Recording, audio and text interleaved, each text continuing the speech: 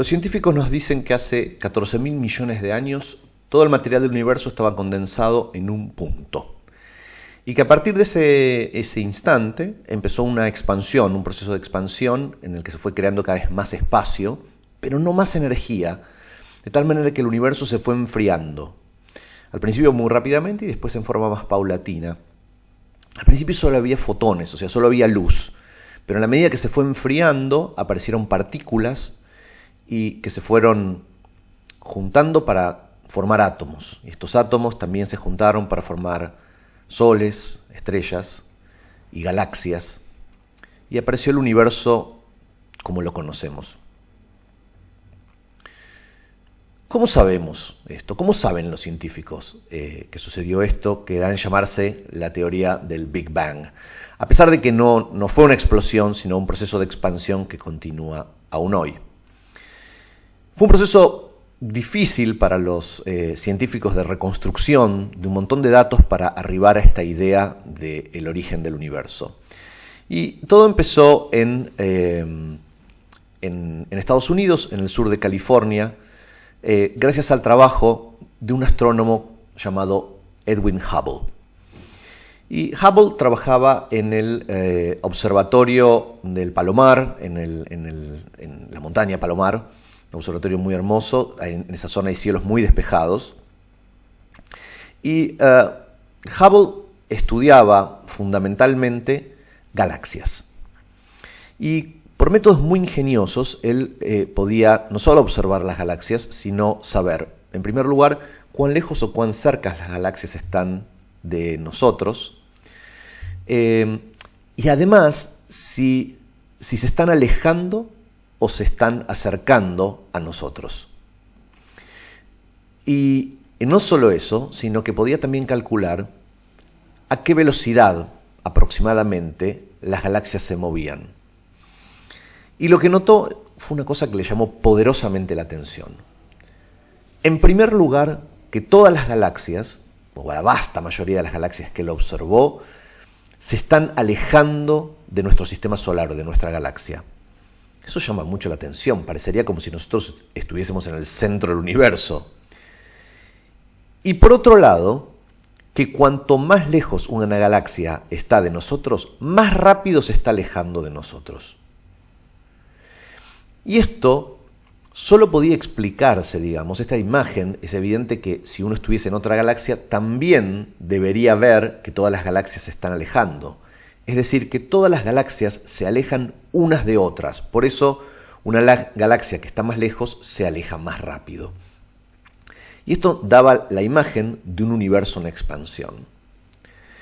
Y fue el francés Lemaitre que se le ocurrió pensar esto en reversa, para atrás.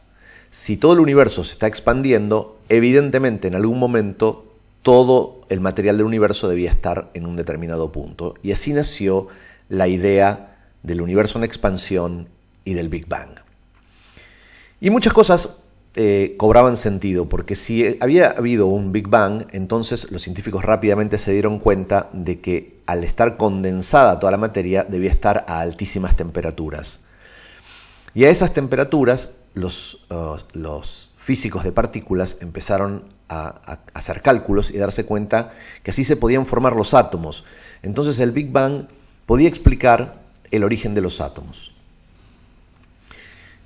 Y después también el origen de estrellas y galaxias. Y la cosa parecía estar bastante bien, pero la teoría del Big Bang enseguida se encontró con algunos problemas importantes. Una de las cosas buenas de la teoría, digamos, es que cuando hacían los cálculos se daban cuenta de que a esas temperaturas y en esos contextos físicos se iban a formar fundamentalmente hidrógeno y helio. Y en efecto, el universo tiene básicamente hidrógeno y helio. El 99% del universo es hidrógeno y helio. Pero no podían explicar la formación de los otros átomos. Entonces, la teoría del Big Bang era buenísima, pero no podía explicar la mayor parte de la tabla periódica de los elementos que conocemos. Y otro gran problema que tenía era que si uno empezaba a calcular con la velocidad de expansión de las galaxias, del universo en sí, empezaba a calcular para atrás, uno podía calcular en qué momento había sido el Big Bang. Y resulta que ese número les daba que el universo era más joven que el planeta Tierra, calculado por geólogos. Y bueno, esto claramente era absurdo, el universo no puede ser más joven que el planeta Tierra, con lo cual algo estaba mal. Es decir, la teoría tenía problemas en el inicio. Pero la verdad es que los científicos no se amedrentaron con estos problemas y dijeron, bueno, en algún momento los vamos a solucionar, y siguieron haciendo cálculos e investigando. Y lo fueron resolviendo realmente, porque después se dieron cuenta de que todas las distancias del universo estaban mal calculadas, y que en realidad el universo era mucho más grande de lo que se había pensado al principio. Y entonces ahí sí, cuando recalcularon todo y el universo resultó ser más grande, obviamente tardaba mucho más tiempo en llegar al inicio, cuando uno lo mira para atrás, en reversa. Y entonces ahí sí el universo realmente era mucho más antiguo que lo que se calculó inicialmente, y mucho más antiguo que nuestro planeta y el sistema solar donde vivimos. Y por otro lado, los científicos de partículas también encontraron que el helio y el hidrógeno, cuando coalesce en estrellas, en las primeras estrellas, que eran solamente de helio e hidrógeno, ahí sí se pueden formar todos los demás átomos. Y encontraron cómo se podían formar esos átomos, con lo cual resolvieron los dos grandes escollos de la teoría del Big Bang. Y lo otro que se dieron cuenta los científicos es que si el Big Bang realmente ocurrió, lo que debía suceder es que al principio, como dije, todo era fotones. Y en la medida en que el universo se va enfriando, esa radiación se va transformando en microondas. Y eso quería decir que si uno observase el cielo de alguna manera en lo más profundo, lo más lejano de la Tierra, debía haber lo que se llama un background de microondas. Debían detectar microondas como en el fondo de toda la radiación. Esto era una predicción de la teoría del Big Bang. Si la teoría del Big Bang era cierta, entonces tenía que haber ese fondo de microondas.